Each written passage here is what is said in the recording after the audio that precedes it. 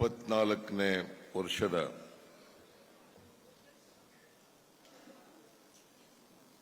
ದಸರಾ ಮಹೋತ್ಸವ ಕರ್ನಾಟಕ ರಾಜ್ಯದ ನಾಡಹಬ್ಬ, ಜನರ ಹಬ್ಬ. ಈ ನಾಡಹಬ್ಬವನ್ನ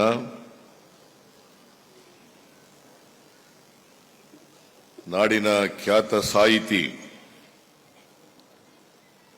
ಹಂಪ ನಾಗರಾಜಯ್ಯನವರು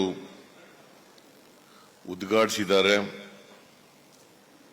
ಮಾನ್ಯ ಹಂಪ ನಾಗರಾಜಯ್ಯ ಅವರೇ,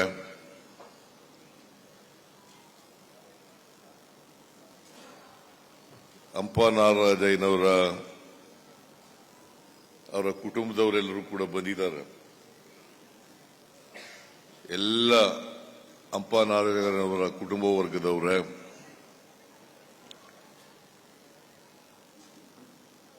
ರಾಜ್ಯದ ಉಪಮುಖ್ಯಮಂತ್ರಿಗಳಾದಂಥ ಮಾನ್ಯ ಡಿ.ಕೆ. ಶಿವಕುಮಾರ್ ಅವರೇ, ಮೈಸೂರು ಜಿಲ್ಲೆಯ ಉಸ್ತುವಾರಿ ಸಚಿವರಾದಂಥ ಶ್ರೀ ಎಸ್.ಸಿ. ಮಹದೇವಪ್ಪ ಅವರೇ,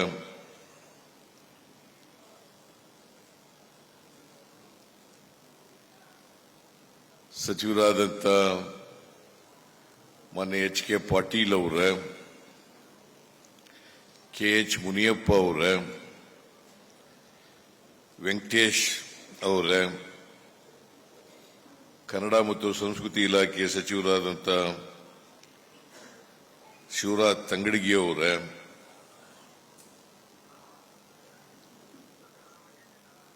ಮಾಜಿ ಸಚಿವರು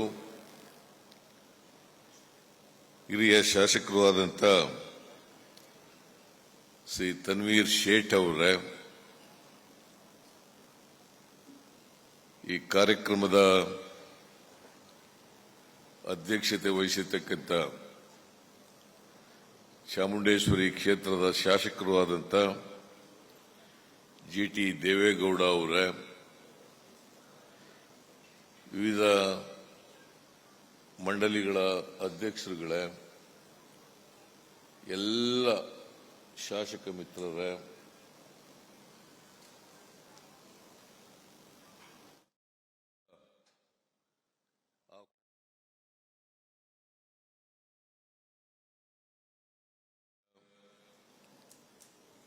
ಎಲ್ಲ ಅಧಿಕಾರಿ ಬಂಧುಗಳೇ, ಇಲ್ಲಿ ಆಗಮಿಸಿರ್ತಕ್ಕಂಥ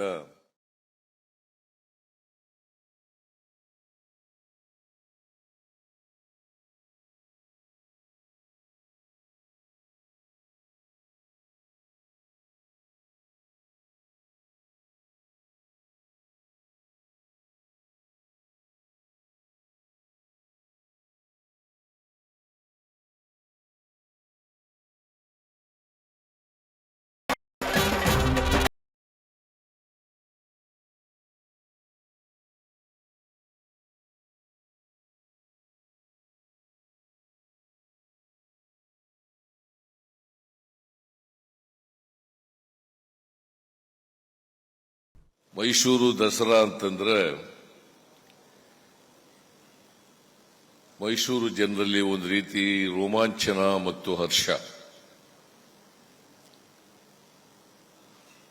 ಕಳೆದ ವರ್ಷ ನಾನು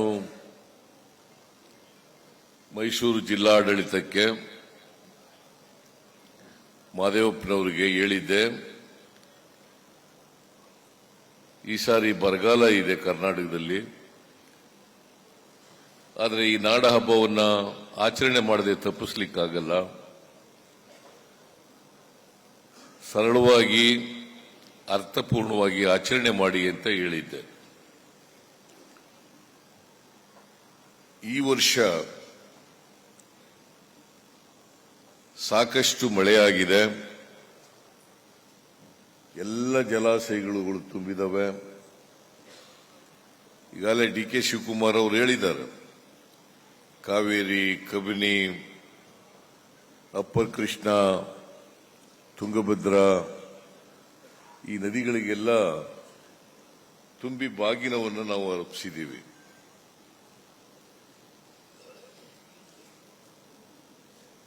ಎಲ್ಲ ನದಿಗಳು, ಜಲಾಶಯಗಳು ಇದೇ ರೀತಿ ತುಂಬು ಹರಿಯಲಿ, ಜಲಾಶಯಗಳು ತುಂಬಲಿ ಅಂತೇಳಿ ದೇವರಲ್ಲಿ ಪ್ರಾರ್ಥನೆಯನ್ನ ಮಾಡಿದ್ದೇವೆ. ಯಾಕಂದ್ರೆ ಮಳೆ ಬೆಳೆ ಆದ್ರೆ ಮಾತ್ರ ಜನರು ಸಮೃದ್ಧಿಯನ್ನು ಕಂಡು ಸುಖ ಶಾಂತಿಯಿಂದ ಬಾಳಲಿಕ್ಕೆ ಸಾಧ್ಯ ಆಗ್ತದೆ. ಮಳೆ ಪ್ರಕೃತಿ ವಿಕೋಪದಿಂದ ಕಡಿಮೆ ಆದರೆ ರೈತರ ಮುಖದಲ್ಲಿ ಮಂದಹಾಸ ಕಾಣಲಿಕ್ಕೆ ಅಸಾಧ್ಯ ಆಗ್ತದೆ. ಹಾಗಾಗಿ ಈ ವರ್ಷ ಎಲ್ಲ ಇಡೀ ರಾಜ್ಯದಲ್ಲಿರ್ತಕ್ಕಂಥ ಎಲ್ಲ ರೈತರು ಕೂಡ ಸಂತೋಷದಿಂದ ಇದ್ದಾರೆ. ಇವತ್ತು ಬಿತ್ತನೆ, ಮುಂಗಾರು ಬಿತ್ತನೆ ಕರ್ನಾಟಕದಲ್ಲಿ 98-99% ಬಿತ್ತನೆ ಆಗಿದೆ. 98-99% ಬಿತ್ತನೆ ಆಗಿದೆ. ಅದರಿಂದ ಇನ್ನೂ ಹೆಚ್ಚು ಮಳೆಯಾಗಲಿ, ಹೆಚ್ಚು ಉತ್ಪಾದನೆ ಆಗಲಿ, ಬೆಳೆಯಾಗಲಿ,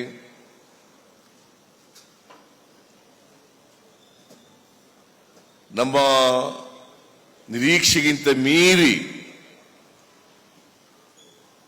ಬೆಳೆ ಬೆಳೀಲಿ ಅಂತೇಳಿ ನಾನು ಚಾಮುಂಡೇಶ್ವರಿ ತಾಯಿಯನ್ನ ಪ್ರಾರ್ಥನೆ ಮಾಡ್ತಕ್ಕಂಥ ಕೆಲಸವನ್ನು ಮಾಡ್ತಾ ಇದ್ದೆ.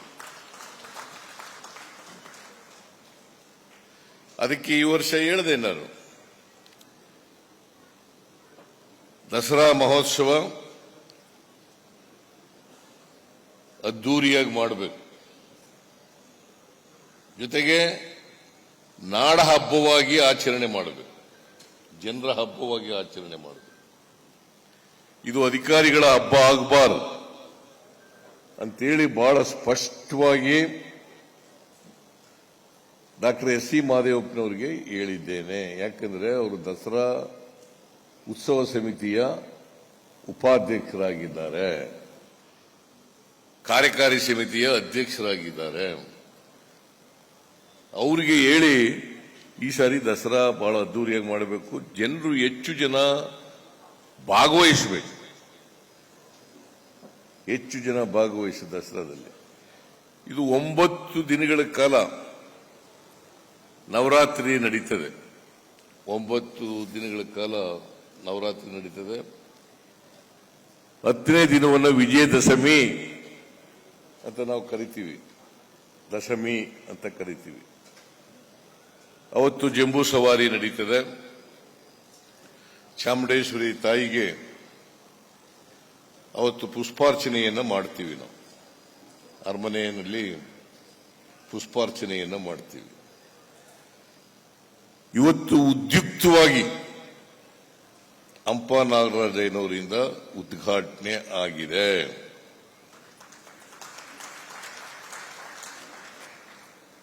ಅವ್ರಿಗೀಗ 88ನೇ ವಯಸ್ಸು.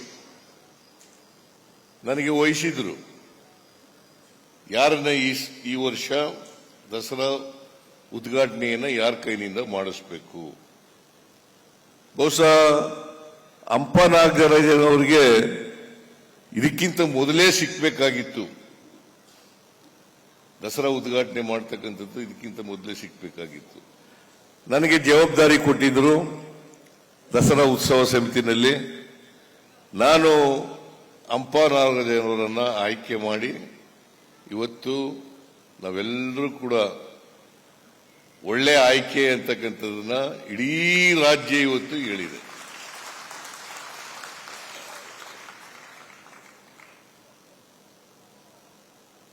ಅಂದ್ರೆ ಇತ್ತೀಚೆಗೆ ಪಾಪ ಅವರ ಧರ್ಮಪತ್ನಿ 63 ವರ್ಷಗಳ ಕಾಲ ಜೊತೆಲಿದ್ದವರು, ಬಹುಶಃ ಅದಕ್ಕಿಂತಲೂ ಹಿಂದೇನು ಪರಿಚಯ ಇತ್ತು ಇವರಿಗೆ. ಅವರನ್ನು ನೆನ್ಕೊಂಡಿದ್ದಾರೆ. ಕಮಲಾಂಪನ ಅವರನ್ನ. ಅವರು ಕೂಡ ಒಳ್ಳೆ ಸಾಹಿತಿಗಳಾಗಿದ್ದರು. ಅವ್ರಿಗೂ ಈ ದಸರಾ ಉದ್ಘಾಟನೆ ಮಾಡ್ತಕ್ಕಂಥ ಅವಕಾಶ ಸಿಕ್ಬೇಕಾಗಿತ್ತು. ಆದರೆ ನಮ್ಮನ್ನು ಅವರು ಅಗಲಿದ್ದಾರೆ. ಅವರ ಆತ್ಮಕ್ಕೆ ಶಾಂತಿ ದೊರಕಲಿ ಅಂತೇಳಿ ನಾನು ಈ ಸಂದರ್ಭದಲ್ಲಿ ಪ್ರಾರ್ಥನೆಯನ್ನು ಮಾಡಲಿಕ್ಕೆ ಬಯಸ್ತಾ ಇದ್ದೇನೆ. ಕಮಲಾ ಹಂಪನ ಅವ್ರನ್ನ ಜ್ಞಾಪಕ ಮಾಡಿಕೊಂಡು ಹಂಪನಾಗರಾಜನವರು ಭಾವುಕರಾದರು. ಅಂದ್ರೆ ಅವರು ದಾಂಪತ್ಯ ಜೀವನದಲ್ಲಿ ಇದ್ದದ್ದು, ಒಬ್ರಿಗೊಬ್ರು ಪರಸ್ಪರ ಪ್ರೀತಿ ಬಾಂಧವ್ಯ ಇದ್ದದಿದೆಯಲ್ಲ, ಇದು ಮಾದರಿಯಾಗಿತ್ತು ಅಂತಕ್ಕಂಥ ಮಾತುಗಳನ್ನು ಹೇಳಲಿಕ್ಕೆ ಬಯಸ್ತಾ ಇದ್ದೆ. ಹಂಪನಾಗರಾಜನವರು ಕನ್ನಡ ಸಾಹಿತ್ಯ ಲೋಕಕ್ಕೆ ಅಪಾರವಾದಂಥ ಕೊಡುಗೆಯನ್ನು ಕೊಟ್ಟಿದ್ದಾರೆ. ಹಾಗೇನೆ ಜೈನ ಸಾಹಿತ್ಯಕ್ಕೂ ಕೂಡ ಬಹಳ ದೊಡ್ಡ ಅಧ್ಯಯನಶೀಲರಾಗಿ ಅಪಾರವಾದಂಥ ಕೊಡುಗೆಯನ್ನು ಕೊಟ್ಟಿದ್ದಾರೆ. ಕನ್ನಡ ಸಾಹಿತ್ಯ, ಜೈನ ಸಾಹಿತ್ಯ, ಹೀಗೆ ಬಹಳ ದೀರ್ಘಕಾಲ ಅವರು ಸಾಹಿತ್ಯ ಕ್ಷೇತ್ರದಲ್ಲಿ ತಮ್ಮನ್ನು ತೊಡಗಿಸಿಕೊಂಡು ಕನ್ನಡ ಸಾರಸ್ವತ ಲೋಕಕ್ಕೆ ಅಪಾರವಾದಂಥ ಕೊಡುಗೆಯನ್ನು ಕೊಟ್ಟಿದ್ದಾರೆ. ಕನ್ನಡ ನಾಡಿನ ಜನ ಅದನ್ನು ಮರೀಲಿಕ್ಕೆ ಸಾಧ್ಯ ಇಲ್ಲ ಅಂತಕ್ಕಂಥ ಮಾತುಗಳನ್ನು ಈ ಸಂದರ್ಭದಲ್ಲಿ ಹೇಳಲಿಕ್ಕೆ ಬಯಸ್ತಾ ಇದ್ದೇನೆ. ಅವರನ್ನ ಆಯ್ಕೆ ಮಾಡಿರೋದು ಈ ಸಂದರ್ಭದಲ್ಲಿ ಬಹಳ ಔಚಿತ್ಯ ಅಂತೇಳಿ ನಾನು ಭಾವಿಸ್ಕೊಂಡಿದ್ದೇನೆ. ನಾನು ಅದಕ್ಕಾಗಿ ಅವರಿಗೆ, ಅವರ ಕುಟುಂಬ ವರ್ಗದವರಿಗೆ ಎಲ್ಲರಿಗೂ ಕೂಡ ಆಯಸ್ಸು ಆರೋಗ್ಯಗಳು ಇನ್ನೂ ಈ 88 ವರ್ಷ 89ನೇ ವರ್ಷಕ್ಕೆ ಕಾಲಿಡ್ತಾ ಇದ್ದಾರೆ. 100 ವರ್ಷಗಳ ಕಾಲ ಬಾಳ್ಲಿ, ಅದಕ್ಕಿಂತ ಹೆಚ್ಚು ಕಾಲ ಬಾಳ್ಲಿ ಅಂತೇಳಿ ನಾನು ಹಾರೈಸ್ತೇನೆ. ಅವ್ರು ನೋಡಿದ್ರೆ 100 ವರ್ಷ ತಲುಪ್ತಾರೆ ಅಂತ ಅನಿಸುತ್ತೆ. ಚೆನ್ನಾಗಿ ಆರೋಗ್ಯವಾಗಿದ್ದಾರೆ. ಆದ್ರೆ ಒಂದೇ ಒಂದು ಕೊರತೆ ಏನಪ್ಪಾ ಅಂತಂದ್ರೆ, ಅವರ ಸಂಗಾತಿ ಇಲ್ಲೇ ಇರ್ತಕ್ಕಂಥದ್ದು ಒಂದು ಕೊರತೆ ಅಂತಕ್ಕಂಥ ಮಾತುಗಳನ್ನ ಈ ಸಂದರ್ಭದಲ್ಲಿ ಹೇಳಿ, ಹಂಪನಾಗರಾಜನವರು ಕರ್ನಾಟಕ ಕಂಡಂತ ಒಬ್ಬ ಅಪರೂಪದ ಸಾಹಿತಿ ಅಂತಕ್ಕಂಥ ಮಾತುಗಳನ್ನು ಹೇಳಿ, ಅವರಿಂದ ಇವತ್ತು ವಿದ್ಯುಕ್ತವಾಗಿ ದಸರಾ ಮಹೋತ್ಸವ ಉದ್ಘಾಟನೆ ಆಗಿದೆ. ಅವ್ರ ಮಾತಿನಲ್ಲಿ ಹೇಳಿದ್ರು, ಬಹಳ ಮೌಲ್ಯಯುತವಾದಂಥ ಭಾಷಣ ಮಾಡಿದ್ದೀರಿ. ಈ ರಾಜ್ಯಕ್ಕೆ, ಈ ದೇಶಕ್ಕೆ, ಜಗತ್ತಿಗೆ ಬೇಕಾದಂಥ ವಿಚಾರಗಳು ಪ್ರಸ್ತುತ ಪರಿಸ್ಥಿತಿನಲ್ಲಿ ಯಾವ ಅಗತ್ಯತೆಗಳು ಬೇಕಾಗಿದ್ದಾವೆ, ಏನನ್ನ ಮಾಡಬೇಕಾಗಿದೆ, ಅದಕ್ಕೆ ಚಾಮುಂಡೇಶ್ವರಿ ದೇವಿಯ ಆಶೀರ್ವಾದವನ್ನು ಬೇಡಿರ್ತಕ್ಕಂಥದ್ದು ಬಹಳ ಸೂಕ್ತವಾಗಿದೆ ಅಂತೇಳಿ ನಾನು ಭಾವಿಸ್ಕೊಂಡಿದ್ದೇನೆ. ಅವರು ಹೇಳಿದ್ರು ಒಂದು ಮಾತನ್ನ, ಬಹಳ ಪ್ರಜಾಪ್ರಭುತ್ವ ವ್ಯವಸ್ಥೆಯಲ್ಲಿ ಚುನಾಯಿತ ಸರ್ಕಾರಗಳನ್ನು ಅದನ್ನು ವಾಮಮಾರ್ಗದಿಂದ ಕಿತ್ತಾಕ್ತಕ್ಕಂಥದ್ದು ಇದೆಯಲ್ಲ, ಅದು ಪ್ರಜಾಪ್ರಭುತ್ವ ವಿರೋಧಿ ಅಂತಕ್ಕಂಥ ಮಾತುಗಳನ್ನು ಹೇಳಿದ್ದಾರೆ. ಇದು ಬಹಳ ಪ್ರಸ್ತುತವಾಗಿದೆ ಅಂತಕ್ಕಂಥ ಮಾತುಗಳನ್ನು ಈ ಸಂದರ್ಭದಲ್ಲಿ ಹೇಳಲಿಕ್ಕೆ ಬಯಸ್ತಾ ಇದ್ದೀನಿ. ಯಾರೇ ಆಗಲಿ ಪ್ರಜಾಪ್ರಭುತ್ವದಲ್ಲಿ ನಂಬಿಕೆ ಇಟ್ಕೊಂಡಿರ್ತಕ್ಕಂಥವ್ರು, ಪ್ರಜಾಪ್ರಭುತ್ವದಲ್ಲಿ ಅದು ಮುಂದುವರಿಬೇಕು, ಅದು ಇನ್ನೂ ಬಲಗೊಳ್ಳಬೇಕು ಅಂತಕ್ಕಂಥ ಮಾತುಗಳನ್ನು ಹೇಳ್ತಕ್ಕಂಥ ಯಾರೇ ಆದರೂ ಕೂಡ ಚುನಾಯಿತ, ಈಗ ಜನರ ಆಶೀರ್ವಾದದಿಂದ ನಾವು 136 ಸ್ಥಾನ ಗೆದ್ದಿದ್ದೀವಿ. ಜನರ ಆಶೀರ್ವಾದ, 5 ವರ್ಷ ಇರಿ ಅಂತ ಹೇಳಿದ್ದಾರೆ, 5 ವರ್ಷ ಈ ರಾಜ್ಯದ ಅಭಿವೃದ್ಧಿ ಮಾಡಿ ಅಂತ ಹೇಳಿದ್ದಾರೆ. 5 ವರ್ಷಗಳ ಕಾಲ ಅಭಿವೃದ್ಧಿ ಮಾಡತಕ್ಕಂಥ ಪ್ರಯತ್ನವನ್ನ ನಾವು ಮಾಡೇ ಮಾಡ್ತೀವಿ ಅಂತಕ್ಕಂಥ ಮಾತುಗಳನ್ನು ಕೂಡ ಹೇಳಲಿಕ್ಕೆ ಬಯಸ್ತಾ ಇದ್ದೇನೆ. ಹಿಂದೇನೂ ನಾನು ಮುಖ್ಯಮಂತ್ರಿ ಆಗಿರುವಾಗ 5 ವರ್ಷಗಳ ಕಾಲ ಬಹುಶಃ ಕರ್ನಾಟಕದ ಇತಿಹಾಸದಲ್ಲಿ ದೇವರಾಜ ಅರಸರವರನ್ನ ಬಿಟ್ರೆ 5 ವರ್ಷಗಳ ಪೂರ್ಣಾವಧಿಯನ್ನ ಪೂರೈಸಿದಂತ ಮುಖ್ಯಮಂತ್ರಿ ಯಾರು ಇದ್ರೆ ಅದು ಸಿದ್ದರಾಮಯ್ಯ ಅಂತಕ್ಕಂಥ ಮಾತುಗಳನ್ನು ಹೇಳಲಿಕ್ಕೆ ಬಯಸ್ತೇನೆ. ಈಗಲೂ ಕೂಡ ಎಷ್ಟೇ ತೊಡಕುಗಳು ಬಂದರೂ ಕೂಡ, ಕಷ್ಟಗಳು ಬಂದರೂ ಕೂಡ ಶ್ರೀಮತಿ ಅಲ್ಲ ತಾಯಿ ಚಾಮುಂಡೇಶ್ವರಿಯವರ ಕೃಪಾ ಆಶೀರ್ವಾದ ಇದೆ ಅಂತಕ್ಕಂಥ ಮಾತುಗಳನ್ನು ಹೇಳಲಿಕ್ಕೆ ಬಯಸ್ತೇನೆ. ಜಿ.ಟಿ. ದೇವೇಗೌಡರು ಮೂಡಾದಲ್ಲಿ ಒಬ್ಬರು ಸದಸ್ಯರಾಗಿದ್ದಾರೆ. ಅವರ ಸತ್ಯ ಏನು ಅಂತ ಗೊತ್ತಿದೆ. ಅದಕ್ಕೋಸ್ಕರನೇ ಅವರು ಬೇರೆ ಪಕ್ಷದಲ್ಲಿ ಇದ್ಕೊಂಡು ಸತ್ಯವನ್ನು ನುಡಿತಕ್ಕಂಥ ಪ್ರಯತ್ನವನ್ನು ಮಾಡಿದ್ದಾರೆ.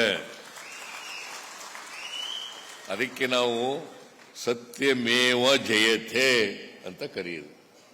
ಸತ್ಯಮೇವ ಜಯತೆ, ಯಾವಾಗಲೂ ಸತ್ಯಕ್ಕೆ ಜಯ ದೊರಕ್ತದೆ. ಏನಪ್ಪ ಮಂಜೇಗೌಡ?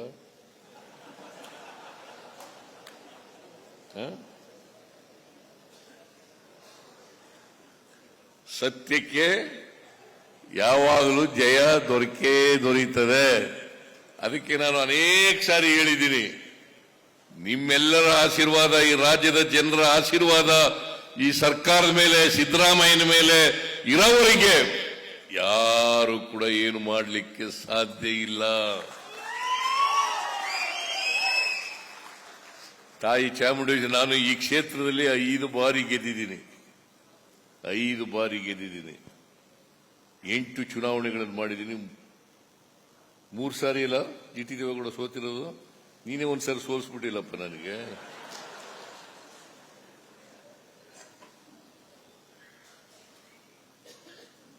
ಅದು ನನ್ನ ಕೈಯಾರೆ ಸೋತಿರ್ತಕ್ಕಂಥದ್ದು. ಅದೇನೇ ಇರಲಿ, ನಾನು ಅದರ ಬಗ್ಗೆ ವ್ಯಾಖ್ಯಾನ ಮಾಡಕ್ ಹೋಗಲ್ಲ.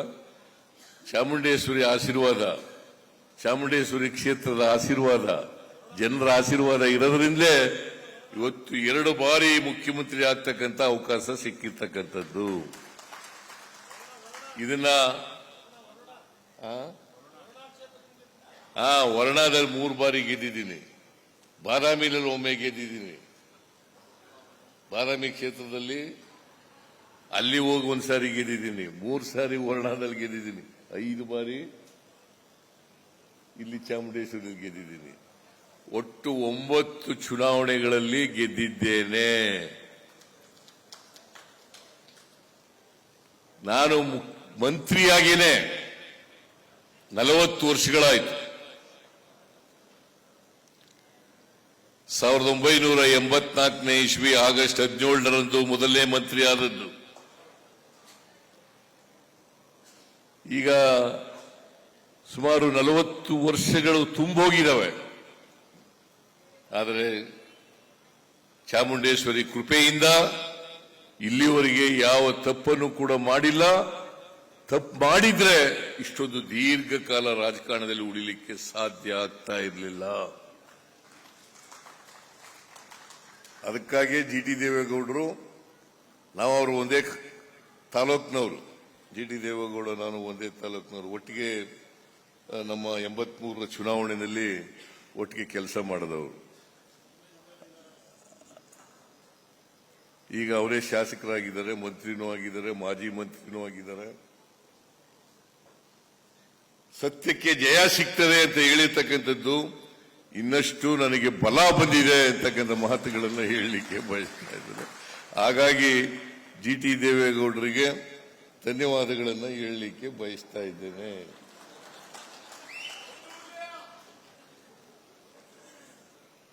ಮೈಸೂರಿನ ರಾಜಮಹರ್ಷಿ ನಾಲ್ವಡಿ ಕೃಷ್ಣರಾಜ ಒಡೆಯರು ಬಹಳಷ್ಟು ಅಭಿವೃದ್ಧಿ ಕೆಲಸಗಳನ್ನು ಮೈಸೂರು ರಾಜ್ಯಕ್ಕೆ ಮಾಡಿದ್ದಾರೆ. ಅವರನ್ನ ಈ ಸಂದರ್ಭದಲ್ಲಿ ಸ್ಮರಿಸಿಕೊಳ್ತಕ್ಕಂಥದ್ದು ಅತ್ಯಂತ ಸೂಕ್ತ ಅಂತೇಳಿ ನಾನು ಭಾವಿಸ್ಕೊಂಡಿದ್ದೇನೆ. ನಾನು ಮೊದಲನೇ ಬಾರಿ ಮುಖ್ಯಮಂತ್ರಿಯಾಗಿದ್ದಾಗ ಮೈಸೂರು ನಗರಕ್ಕೆ,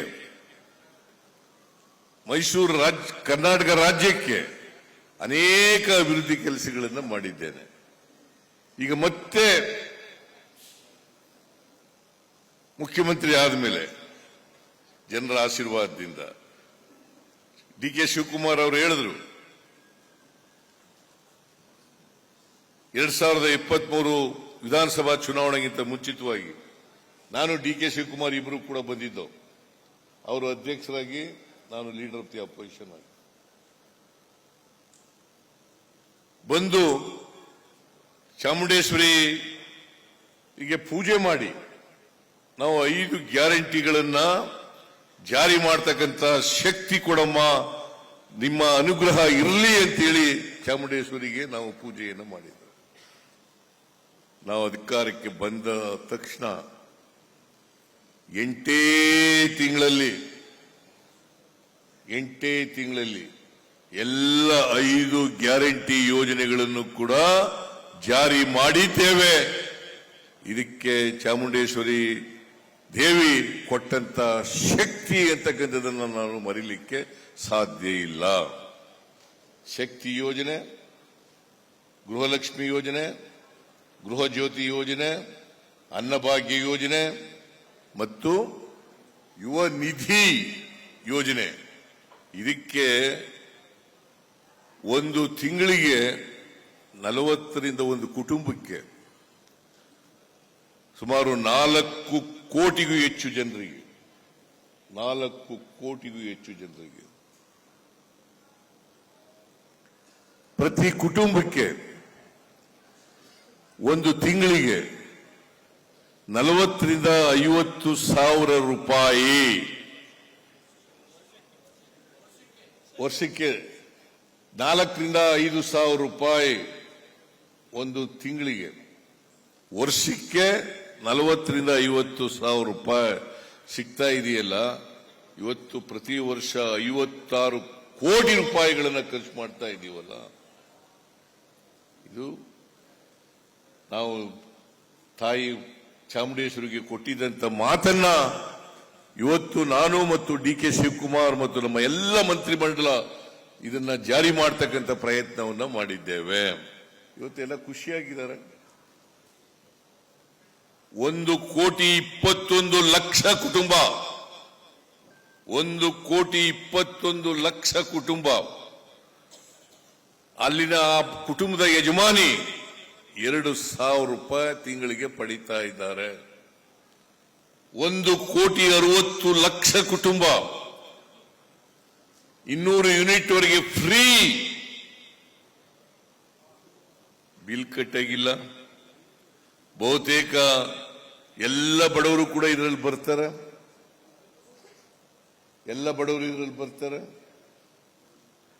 ಅನ್ನಭಾಗ್ಯ 5 ಕೆಜಿ, ನಾನು ಹಿಂದೆ ಇದ್ದಾಗ 5 ಕೆಜಿ ಫ್ರೀಯಾಗಿ ಕೊಡ್ಲಿಕ್ಕೆ ಮಾಡಿದ್ದು. 5 ಕೆಜಿ, ಈಗ ಇನ್ನೂ 5 ಕೆಜಿ ಕೊಡಬೇಕು ಅಂತ ಮಾಡೋದು. ಆದ್ರೆ ಅಕ್ಕಿ ಸಿಕ್ಲಿಲ್ಲ. ಅದಕ್ಕೋಸ್ಕರ ಪ್ರತಿಯೊಬ್ಬರಿಗೆ ತಿಂಗಳಿಗೆ 170 ರೂಪಾಯಿ ಕೊಡ್ಲಿಕ್ಕೆ ವರ್ಗಾವಣೆ ಮಾಡತಕ್ಕಂಥ ಕೆಲಸವನ್ನ ಮಾಡ್ತಾ ಇದ್ದೀವಿ. ಆಮೇಲೆ 1,82,000 ಯುವಕರಿಗೆ, ಗ್ರಾಜ್ಯುಯೇಟ್ಗಳಿಗೆ ಮತ್ತೆ ಡಿಪ್ಲೊಮಾ ಹೋಲ್ಡರ್ಸ್ಗೆ, ಗ್ರಾಜ್ಯುಯೇಟ್ಸ್ಗಳಿಗೆ 3,000 ರೂಪಾಯಿ, ಡಿಪ್ಲೊಮಾ ಹೋಲ್ಡರ್ಸ್ಗೆ 1,500 ರೂಪಾಯಿ 2 ವರ್ಷದವರೆಗೆ ಕೊಡ್ತಕ್ಕಂಥ ತೀರ್ಮಾನವನ್ನು ಮಾಡಿದ್ದೀವಿ. ಇಲ್ಲಿವರೆಗೆ 1,82,000 ಜನರಿಗೆ ತಲುಪಿಸ್ತಕ್ಕಂಥ ಕೆಲಸ ಮಾಡಿದ್ದೀವಿ. ಅದರಿಂದ ಇವತ್ತು ಏನ್ ಪ್ರಜಾಪ್ರಭುತ್ವದಲ್ಲಿ ನಾವು ಹೇಳ್ತೀವಿ, ಸಂವಿಧಾನದಲ್ಲಿ ಹೇಳ್ಕೊಂಡಿದ್ದೀವಿ.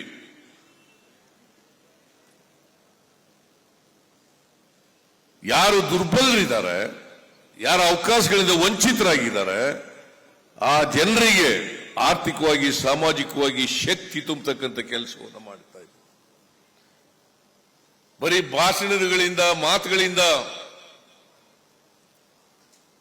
ರಂಗರಂಗನ ಮಾತುಗಳನ್ನು ಆಡಿ ಜನರ ಹೊಟ್ಟೆ ತುಂಬಿಸಲಿಕ್ಕೆ ಸಾಧ್ಯ ಆಗೋದಿಲ್ಲ. ಕಾರ್ಯಕ್ರಮಗಳ ಮೂಲಕ, ಅವರಿಗೆ ಆರ್ಥಿಕ ಸಾಮಾಜಿಕ ಯೋಜನೆಗಳನ್ನ ಕೊಡೋದ್ರ ಮೂಲಕ ಅವರಿಗೆ ಶಕ್ತಿ ತುಂಬಿದಾಗ ಮಾತ್ರ ಸಾರ್ಥಕ ಆಗ್ತದೆ. ಚಾಮುಂಡೇಶ್ವರಿಗೆ ಪೂಜೆ ಮಾಡೋದಕ್ಕೆ ಸಾರ್ಥಕ ಆಗ್ತದೆ ಅಂತಕ್ಕಂಥ ಮಾತುಗಳನ್ನು ಹೇಳಲಿಕ್ಕೆ ಬಯಸ್ತಾ ಇದ್ದೆ. ನೀವೆಲ್ಲ ಬಹಳ ಜನ ಫಲಾನುಭವಿಗಳಿದ್ದಾರೆ. ಅವರೆಲ್ಲ ದಿನನಿತ್ಯ ನನಗೆ ಹೇಳ್ತಾರೆ, ಯಾವ ಕಾರಣಕ್ಕೂ ಹೆದರ್ಕಬೇಡಿ ಸ್ವಾಮಿ, ನಾವು ನಿಮ್ ಜೊತೆ ಇದ್ದೀವಿ, ಯಾವ ಕಾರಣಕ್ಕೂ ಹೆದರ್ಕಬೇಡಿ, ನಿಮ್ ಜೊತೆ ಇದ್ದೀವಿ. ನನಗೆ ನಂಬಿಕೆ ಇದೆ, ನ್ಯಾಯಾಲಯಗಳಲ್ಲಿ ನಂಬಿಕೆ ಇದೆ. ನಾವು ಆತ್ಮಸಾಕ್ಷಿಗೆ ಅನುಗುಣವಾಗಿ ನಡ್ಕೊಳ್ತಕ್ಕಂಥ ಪ್ರಯತ್ನವನ್ನು ಮಾಡ್ತಾ ಇದ್ದೀವಿ. ಅದಕ್ಕೆ ನಿನ್ನೆ ಮಹಾತ್ಮ ಗಾಂಧೀಜಿ ಜಯಂತಿ, ಆ ಜಯಂತಿ ದಿನ ಹೇಳಿದೆ ನಾನು, ಮಹಾತ್ಮ ಗಾಂಧೀಜಿಯವರು ಉಲ್ಲೇಖ ಮಾಡಿದ್ದಂತ ಒಂದು ವಾಕ್ಯವನ್ನ ಹೇಳಿದೆ. ಏನಪ್ಪಾ ಅದು ಅಂತಂದ್ರೆ, ಈ ಆತ್ಮಸಾಕ್ಷಿ ನ್ಯಾಯಾಲಯ ಇದೆಯಲ್ಲ, ಇವು ಎಲ್ಲ ನ್ಯಾಯಾಲಯಗಳಿಗಿಂತ ಮಿಗಿಲಾದದು ಅಂತಕ್ಕಂಥ ಮಾತುಗಳನ್ನ ಇವರು ಮಹಾತ್ಮ ಗಾಂಧೀಜಿ, ರಾಷ್ಟ್ರಪಿತ ಮಹಾತ್ಮ ಗಾಂಧೀಜಿ ಹೇಳಿರ್ತಕ್ಕಂಥ ಮಾತುಗಳು, ಅದನ್ನು ಹೇಳಿದೆ. ಅದರಿಂದ ನ್ಯಾಯಾಲಯಗಳಲ್ಲಿ ನಂಬಿಕೆ, ನಾನು ಆತ್ಮಸಾಕ್ಷಿಗೆ ಅನುಗುಣವಾಗಿ ಮಾಡಿದ್ದೇನೆ ಅಂತಕ್ಕಂಥ ವಿಶ್ವಾಸ, ದೃಢ ನಂಬಿಕೆ. ಅದರಿಂದ ಸತ್ಯಕ್ಕೆ ಯಾವಾಗಲೂ ಕೂಡ ಜಯ ಸಿಗ್ತದೆ ಅಂತಕ್ಕಂಥ ಮಾತುಗಳನ್ನು ಹೇಳಲಿಕ್ಕೆ ಬಯಸ್ತಾ ಇದ್ದೇನೆ.